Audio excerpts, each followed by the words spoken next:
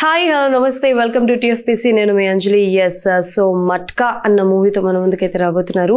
ఈయన చేసిన సినిమాలన్నీ చాలా డిఫరెంట్గా ఉంటాయి. అంటే లైక్ కొంచెం రూరల్ బ్యాక్డ్రాప్ ఉండేటప్పటికీ కూడా ఒక మంచి పాయింట్తో చూపిస్తూ ఉంటారు అండ్ ఉన్నది ఉన్నట్టు చూపిస్తుంటారు అనమాట.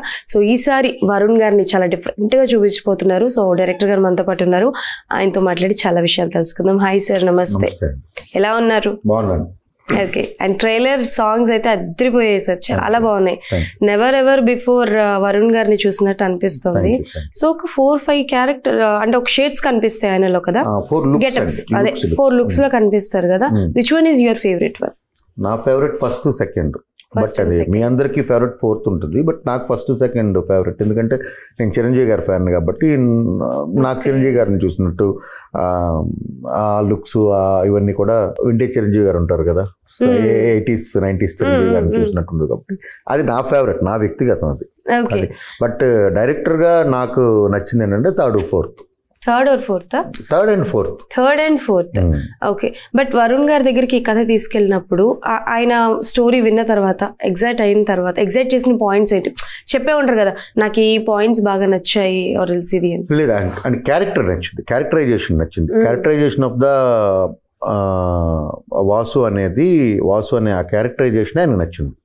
ఎలా మొదలైంది కదా యాక్చువల్లీ?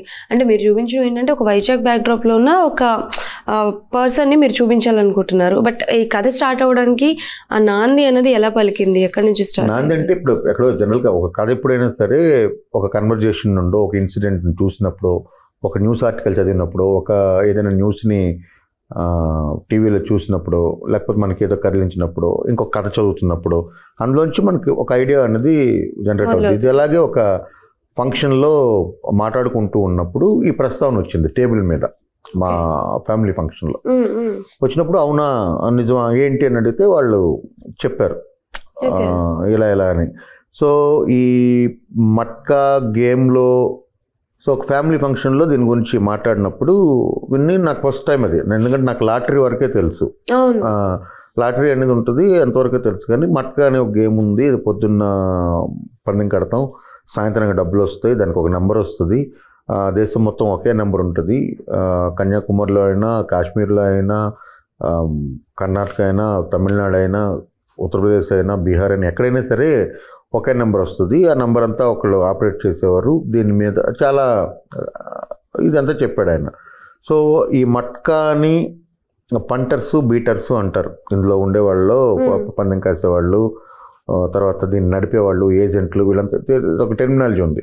సో అందులో పంటర్గా పనిచేసిన ఒక ఆయన మా చుట్టాల్లోనే ఉన్న ఒక ఆయన వాళ్ళ ఫాదర్ అనమాట. సో ఆయన చెప్పాడు, ఆయన ఆడేవారంట, అప్పుడు ఆడించేవారంట.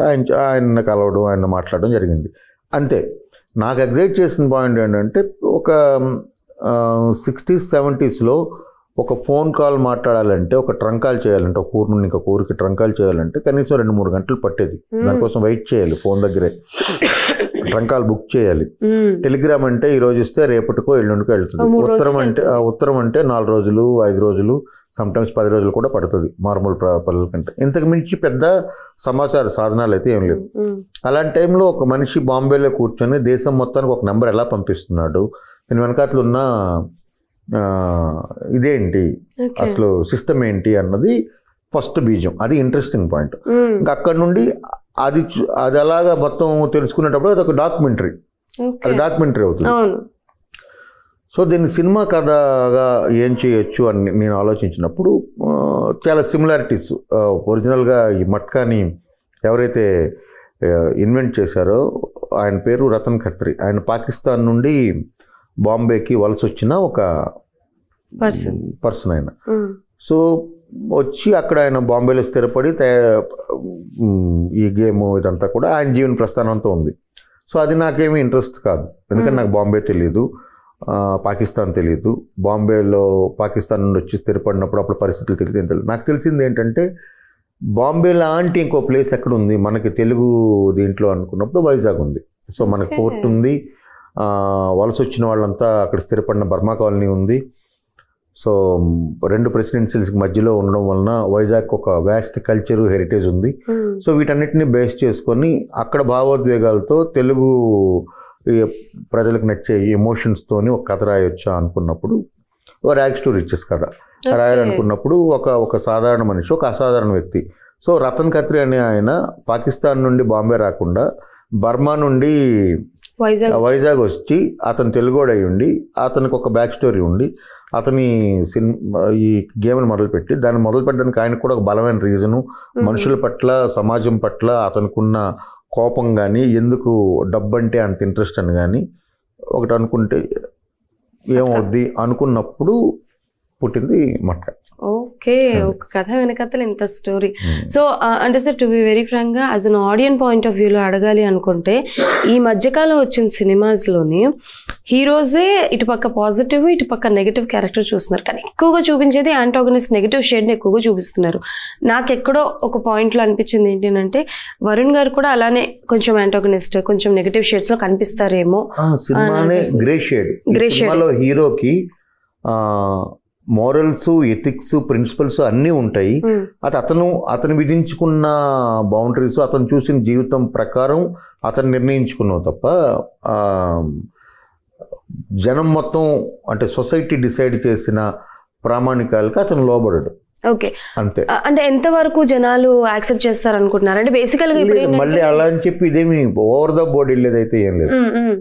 సో మనందరికీ అనిపించేదే. ఇప్పుడు మనకి ఫన్నీగా చెప్పుకోవాలంటే, ఇప్పుడు మనకు ఒక బ్యాంకు ఒకరోజు ఎంత డబ్బు కావాలని అంత డబ్బు మీరు వెళ్ళి తీసుకోవచ్చు, సెక్యూరిటీ ఉండదు, ఎవరు మిమ్మల్ని అడగరు అని అంటే ఎందుకులే అది తప్పు అని అయితే అనుకోం కదా, వెళ్దాం అనుకుంటాం కదా. రోడ్డు మీద ఒక ట్రక్ వెళ్తుంది, ట్రక్ తిరగబడిపోయింది, కిందంతా డబ్బు పడింది అనుకోండి, ట్రక్ డబ్బు. ఏం చేస్తారు మీరు? చాలా మంది ఎత్తుకుంటారు. చాలా మంది కదా, మీరేం చేస్తారు? నేనా? ఐ థింక్ అంటే టు బి వెరీ ఫ్రెండ్ చెప్పాలంటే తీసుకుంటాం అంతే. అంతే. సో అందరం గ్రే క్యారెక్టర్ అలాంటి ఇదే ఉంటుంది. సో అతను కూడా ఏం చేస్తున్నాడు అంటే, అతను మనిషిలో నా ఆశని ఎలా క్యాష్ చేసుకోవాలన్నది ఆలోచిస్తాడే తప్ప అతనేమి హాని చేసి ఒక ఇది చేసేది అతని వరకు అతను చేసేది అతని రైట్ అని మనసా వాచ కర్మ నమ్మే ఒక క్యారెక్టర్. అది గ్రేగా మనకు అనిపిస్తుంది. గ్రే అంతే, అతను బ్లాక్ వైట్ అనేది చెప్పలేము. Grey character. So don't mind comparison చేసిందని అనుకోవద్దు. మట్కా ట్రైలర్ చూసిన తర్వాత ఒక మనిషి డబ్బు సంపాదించడానికి ఏమైనా చేయొచ్చు అన్న పాయింట్ ఆఫ్ వ్యూ కనిపించింది. At the same time recent టైంలో రిలీజ్ అయిన లక్కీ భాస్కర్ లో కూడా దుల్కర్ సల్మాన్ గారి క్యారెక్టరేషన్ సిమిలర్ గా ఉంటుంది. సో అంటే లైక్ చాలా మందికి ఏమనిపిస్తుంది అంటే సిమిలారిటీస్ ఉన్నాయేమో అని ఉంటుంది. జస్ట్ ఫర్ దర్ క్లారిఫికేషన్, ఏంటి ఈ రెండు స్టోరీస్ ఒకటేలా ఉంటాయా లేకపోతే డిఫరెంట్ ఏమైనా ఉంటుందా? దానికి దీనికి సంబంధం లేదు. అది ఒక మధ్యతరగతి బ్యాంక్ ఎంప్లాయీ ఒక స్కామ్ జరిగినప్పుడు దాని అడ్వాంటేజ్ తీసుకొని డబ్బు అన్నది ఒక మిడిల్ క్లాస్ మ్యాన్కి ఎంత ఇంపార్టెంటో, దానివల్ల ఎంత గౌరవం దక్కుద్దో, డబ్బు అనేది ఎంత ఇదవుతుందో అన్నది అనుకొని సిస్టమ్కి ఇబ్బంది లేకుండా చుట్టుపక్కల వాళ్ళకి తెలియకుండా చేసి ఒక మిడిల్ క్లాస్ వాడితో కథ ఇది. అదొక స్కామ్ బేస్డ్ కదా. ఓకే, ఇది స్కామ్ను సృష్టించినవాడు కదా. ఓకే ఓకే, రెండిట్లో పాయింట్ ఏంటంటే డబ్బు అక్కడ ఒక మనిషికి కావాలి. ఇక్కడ వాసుకు డబ్బు తన గురించి ఏం అవసరం లేదు. వాసుకు డబ్బు సంపాదించడం అన్నది పెద్ద విషయం కాదు అన్న ఒక ఫిలాసఫీని ఇంప్లిమెంట్ చేసి ఒక గ్యాంగ్స్టర్ అనుకోండి, డాన్ అనుకోండి, ఒక వ్యక్తి, ఒక సమూహం, ఒక శక్తి ఏదైనా అనుకోండి, ఒక శక్తిగా తయారయ్యి ఒక కథ, ఒక మనిషి కథ అది అంతే. సో అందులో మీరు చెప్పిన లక్కీ భాస్కర్లో ర్యాగ్స్ టు రిచెస్ ఏం లేదు. Is Born as a middle class man. అతను బాగా చదువుకున్నాడు, ఒక బ్యాంక్ క్లర్క్ ఉద్యోగం చేసుకుంటున్నాడు. మధ్యలో ఆయనకు ఒక అవకాశం వచ్చినప్పుడు డబ్బును తీసుకున్నాడు, యూజ్ చేసుకున్నాడు, అవకాశాన్ని యూజ్ చేసుకున్నాడు తెలివిగా. అది తెలివిగా ఉండేది. అదెవరు? హర్షద్ మెహతా అనే ఒక మనిషి స్కామ్ చేస్తే స్టాక్ మార్కెట్స్ని చట్టపరంగా అది కరెక్ట్గా ఉన్నప్పటికీ, న్యాయపరంగా చట్టపరంగా అది కరెక్ట్గా ఉన్నప్పటికీ ఎథికల్గా అది కరెక్ట్ కాదు. కాబట్టే అదంతా మళ్ళీ సపరేట్ డిబేట్, వదిలేయండి. బట్ హర్షద్ మెహతా అనే ఒక ఆయన చేసిన స్కామ్ వలన లాభపడిన వాళ్ళు ఒకడు లక్కీ భాస్కర్ అనే ఆయన. ఇక్కడ అది కాదు. ఇక్కడ హర్షద్ మెహతా కంటే ముందు హర్షద్ మెహతాకి చుక్కలు చూపించిన హర్షద్ మెహతా లాంటి వాళ్ళే ఒకడి ఇంటికి వెళ్ళి కూర్చొని అతని దగ్గర గేమ్ ఆడే తాలూకా కథ ఇది. Okay done sir. ఈ కథ అనుకున్నప్పుడే వరుణ్ గారిని అనుకున్నారా, లేకపోతే ఇంకెవరినైనా ఊహించుకున్నారా, ఎవరి దగ్గరికైనా వెళ్ళడం జరిగిందా? ఇప్పటి వరకు అంటే ఓకే, ఇది మీరు నమ్మొచ్చు నమ్మకపోవచ్చు, బట్ స్టిల్ కథ అయితే ఒక కథ వస్తుంది, కథ రాసుకుంటాం.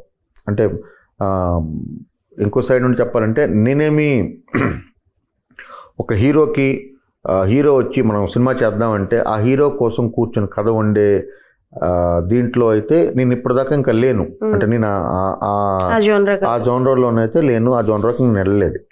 సో నేను కథ ఒకటి రాసుకున్న తర్వాత ఆ కథకి ఎవరు బాగుంటారని అనుకుంటాను. ఇప్పటిదాకా ఈ కథ అయిన వెంటనే ఈ కథ ఐడియా లెవెల్లో ఉండేటప్పుడే ప్రొడ్యూసర్స్ దగ్గర నుండి కాల్ వచ్చింది, వరుణ్ గారు కథలు వింటున్నారు, మనకి ఆయన సినిమా చేస్తానంటున్నారు, మీ దగ్గర ఏమైనా కథ ఉందా అని అడిగారు. ఈ కథ 100% ఆయనకు పర్ఫెక్ట్గా సరిపోతుంది కాబట్టి వెళ్ళి ఆయనకి చెప్పాను. ఓకే.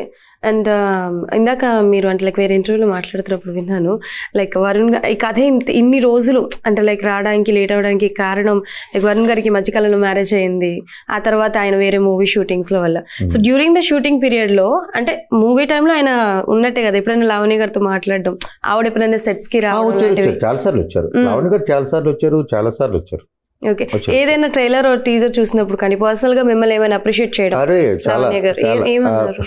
షూట్ లోనే అప్రిషియేట్ చేశారు, తర్వాత టీజర్ రిలీజ్ అయినప్పుడు అప్రిషియేట్ చేశారు, ఫస్ట్ పాటలు వచ్చినప్పుడు మేము అందరం వింటాం కదా, అప్పుడు లేలే రాజా ఫస్ట్ వెరీ రఫ్ వెర్షన్ వచ్చినప్పటి నుండి వరుణ్ గారు లావణ్య గారికి వినిపిస్తారు, ఫోన్ చేసి చెప్తారు, నేను లావణ్య గారు విన్నాము, ఆవిడ కూడా నచ్చింది అని చెప్తారు. మేము ఒక 3-4 సార్లు కలిసాం, బయట అకేషనల్స్లో కూడా కలిసాము, అప్పుడు కూడా అప్రిషియేట్ చేశారు. ఓకే. అంటే ఇప్పుడు బేసికల్గా కొన్ని సీన్స్ అన్నవి మూవీలో గూస్ బంప్స్ తెప్పిస్తూ ఉంటాయి. అవి యాక్షన్ కావచ్చు, ఎమోషనల్ కావచ్చు, రొమాంటిక్ కావచ్చు, సాంగ్స్ కావచ్చు, what ever is that. So అలా మట్కా మూవీలోని ఒక 3 టాప్ నాచ్ సీన్స్ అని అంటే ఏం చెప్తారు సార్? ట్రైలర్లో చెప్పండి.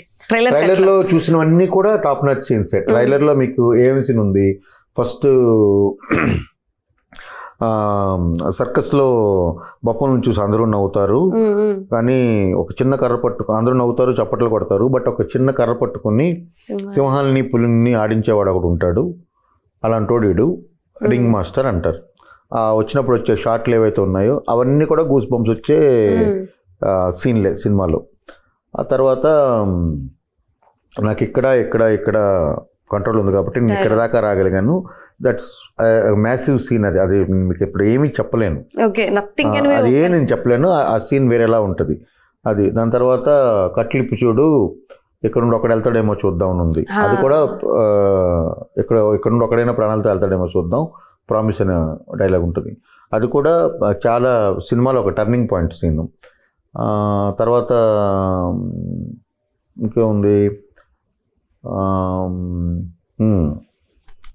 ఇది డ్రగ్స్ కంటే డేంజర్ వేసినాం మేడం అన్నది ఒక డైలాగ్ ఉంటుంది. ఆ డైలాగ్లో పడిన ఆ సీక్వెన్స్ కూడా అది చాలా ఇంట్రెస్టింగ్, వెరీ ఇంట్రెస్టింగ్ సీక్వెన్స్.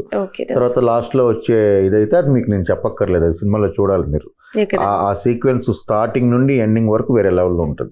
నాకు ఒక షార్ట్ బాగా నచ్చుతుంది. ఫస్ట్ ఆయన చప్పల్స్ తో చూపిస్తారు ఆయన అడుగు వేయడం, and after that direct shoes. అంటే లైక్ చప్పల్స్ వేసుకున్న వాడి దగ్గర నుంచి షూస్ వేసుకున్నాడు అంటే ఆయన జర్నీ అన్నది that's an unspeakable journey of Matka అని అనిపించింది. That was an super success, చాలా బాగుంది. మీనాక్షి గారి గురించి మాట్లాడాలి. ఆవిడ రీసెంట్ టైంలో వస్తున్న సినిమాలు చూసుకుంటే బ్యాక్ టు బ్యాక్ కొన్ని సినిమాలు చూస్తుంటారే, ఎందుకు మంచి పర్ఫార్మర్ కదా, ఆవిడకి మంచి ఆపర్చునిటీ రాలేదేమో అని అనుకున్నాం. బ్యాక్ టు బ్యాక్ మూవీస్లో ఆవిడ పర్ఫార్మెన్స్ అయితే పీక్స్లో ఉంటుంది. అంటే ఇప్పుడు ఎలా ఉండబోతోంది, ఎంతవరకు ఇంపార్టెన్స్ ఉంటుంది కథకి? ఈ సినిమాలో ఫస్ట్ నుండి లాస్ట్ వరకు ఆమె ఉంటుంది. ఆ వాసు జర్నీలో ఆమెకు పార్ట్. సో వాళ్ళిద్దరూ ఒక అండర్ ప్రివిలేజ్డ్గా ఉన్నప్పటి నుండి ఒకంటే సొసైటీ పట్టించుకొని మనుషులు ఉంటారు చూసారా, సొసైటీ పట్టించుకొని ఒక సమూహం నుంచి 2 వ్యక్తులు వాళ్ళిద్దరు కలిసిన దగ్గర నుండి వాళ్ళిద్దరూ కలవడము, వాళ్ళిద్దరు ప్రేమ, తర్వాత వాళ్ళ సంసారం, వాళ్ళ కుటుంబం అన్నీ ఉంటాయి సినిమాలో. Okay sir, as an director point of view చెప్పండి. ఈ మధ్యకాలంలో కొంతమందికి వస్తున్న డౌట్ ఏంటంటే ఎవరు కూడా ఈ ప్రెసెంట్ కరెంట్ జనరేషన్ సినిమాలు తీయట్లేదు. అందరూ వెళ్తున్నారు ఏంటంటే 80s 60s 90s ఇట్లా బ్యాక్డ్రాప్కి వెళ్తున్నారు, కానీ ప్రెసెంట్ కరెంట్ జనరేషన్లో ఉన్న సినిమాలు ఎందుకు తీయట్లేదని ఒక చిన్న క్వశ్చన్ మార్క్ అయితే ఆడియన్స్లో ఉంది. ఒక 2-3 దగ్గర నేను వినడం జరిగింది. So as an director point of view ఏం చెప్పాలనుకుంటున్నారు? బికాజ్ ఈ మధ్యకాలంలో ఎక్కువ వచ్చేసేసారు. 80s బ్యాక్డ్రాప్ కావచ్చు, 60s బ్యాక్డ్రాప్ కావచ్చు, ఇలా చాలా వరకు సినిమాలు వస్తున్నాయి. సో వాటి మీద మీ ఒపీనియన్ ఏంటి? ఎందుకు 80s 70s 60s లేదా 90s వరకు తీసుకుంటున్నారంటే కథలు చెప్పడానికి కావాల్సిన డెప్త్ తగ్గిపోయింది. అప్పటి నుండి ఇప్పటికి ఉన్న స్టోరీ టెల్లింగ్లో ఇప్పుడు వచ్చిన దాంట్లో ఏముంటుందంటే మ్యాక్సిమం లవ్ స్టోరీస్ చెప్పాలి. ఎందుకంటే అది ప్రేమ అనేది నెవర్ ఎండింగ్. హ్యూమన్ రేస్ ఉన్నంత వరకు అది ఉంటుంది. రకరకాలుగా ఉండొచ్చు. నాగేశ్వరరావు గారు ఒకలాగా ప్రేమిస్తారు, చిరంజీవి గారు ఒకలాగా ప్రేమిస్తారు, ఇప్పుడు వచ్చిన ఇంకొక యంగ్ హీరో ఇంకోలా ప్రేమిస్తారు. ప్రేమలో వ్యక్తపరచడంలో, వాళ్ళిద్దరు కలిసి తిరగడంలో, లేకపోతే అది స్క్రీన్ మీద చూపించడంలో తేడా ఉండొచ్చు. ప్రేమ కథలు అనేవి ఎప్పుడు కూడాను ఉంటాయి. కానీ మీరు ఒకటి గమనించినట్లయితే యూత్ అనేది 70s 80sలో ఉండే యూత్ వేరు. ఎందుకంటే అప్పుడు విద్యార్థి సంఘాలు ఉండేవి. విద్యార్థి సంఘాలు ఉండడం వలన యూత్లో పొలిటికల్ అవేర్నెస్ ఉండేది.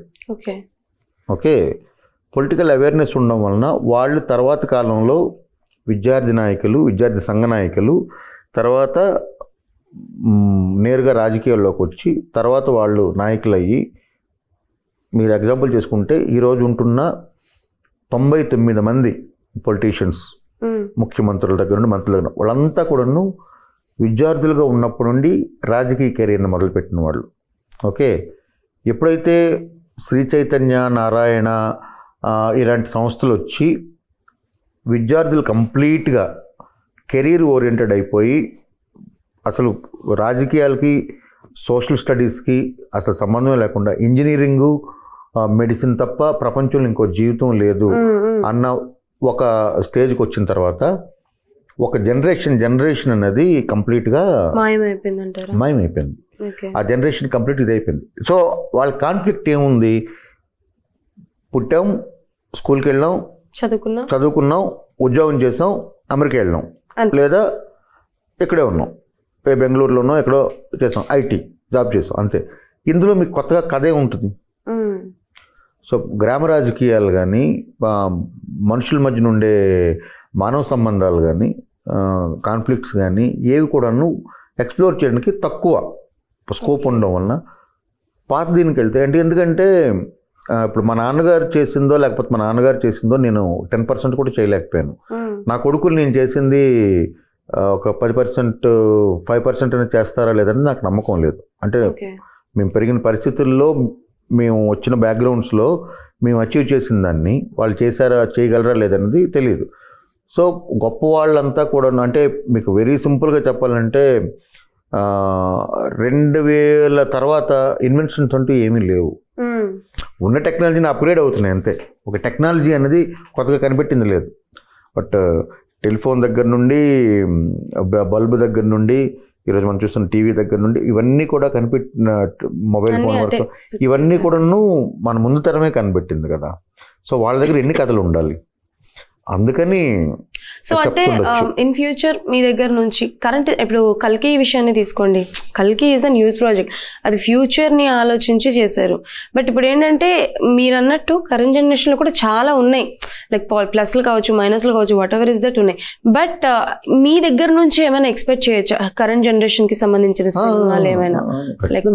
కరెంట్ జనరేషన్ కథలు ఖచ్చితంగా. నేను ఒక లవ్ స్టోరీ చేయాలనుకుంటున్నాను, లవ్ స్టోరీ ఒకటి చేయాలి.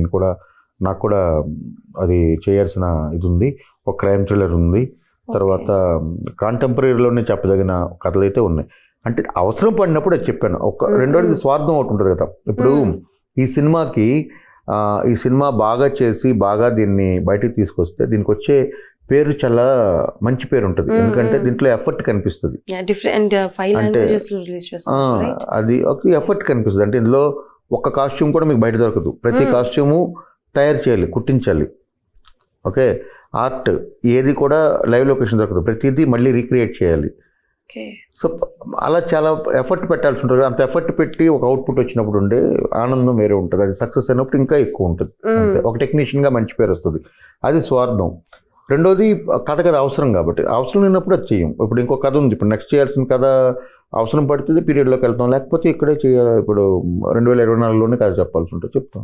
Okay done sir. అంటే సీక్వెల్స్ మీద, పార్ట్ 2 మీద మీ ఒపీనియన్ ఏంటి సార్? ఏ ఒపీనియన్ లేదు నాకు నిజంగా అయితే. ఇఫ్ మీకు ఒకవేళ అవకాశం వస్తే, చిరంజీవి గారికి వీరు అభిమాని కాబట్టి, ఆయన చేసిన సినిమాల్లో ఏదైనా ఎండింగ్ మీకు నచ్చకో, లేకపోతే నా పాయింట్ ఆఫ్ వ్యూలో ఇలా ఉంటే బాగుండు, ఇలా తీస్తాను అనుకుంటే ఏ సినిమా తీయాలనుకుంటారు? ఇప్పుడు ఆలోచించలేదు, అంటే చాలా బ్రూటల్గా హానెస్ట్గా చెప్తున్నాను, అలా ఎప్పుడు ఆలోచించలేదు. రెండోది సరే ఇది బాగుంటుంది, బాగా ఆడుద్ది, ప్రజలకు నచ్చుద్దనే తీస్తారు. అది వేరే వేరే రీజన్స్ వలన అది సరిగ్గా ఇది లేకపోయిండొచ్చు. దాంట్లో వేలు పెట్టి దాన్ని నేను తీసి మార్చి నేను ఏదో ప్రపంచానికి నా విజ్ఞాన ప్రదర్శన చేద్దామని అయితే నాకు ఎప్పుడూ లేదు, అలా చేయాలని అయితే ఏం లేదు. రీసెంట్ టైంలో మీరు థియేటర్లో చూసి బాగా ఎంటర్టైన్ అయిన ఫిలిం ఏంటి? థియేటర్లో చూసిన ఫిల్ము కాంతారా అండి. Okay, Kantara fantastic. ఓటీటీలో చూసిన సినిమా కాదల్, మమ్ముట్టి జ్యోతిక గారి cinema. Okay sir, done. And thank you so much sir. Definitely 14th అందరం థియేటర్స్కి వెళ్ళి మట్కా చూస్తాము. వీఆర్ ఆల్సో అంటే ఈగర్లీ వెయిటింగ్. ఇప్పటి వరకు చూడండి వరుణ్ గారిని కొంచెం డిఫరెంట్గా చూస్తున్నాం. Thank you so much sir, all the best. That's all for today. మళ్ళీ కలుసుకుందాం. అప్పటి వరకు కీప్ వాచింగ్ TFPC.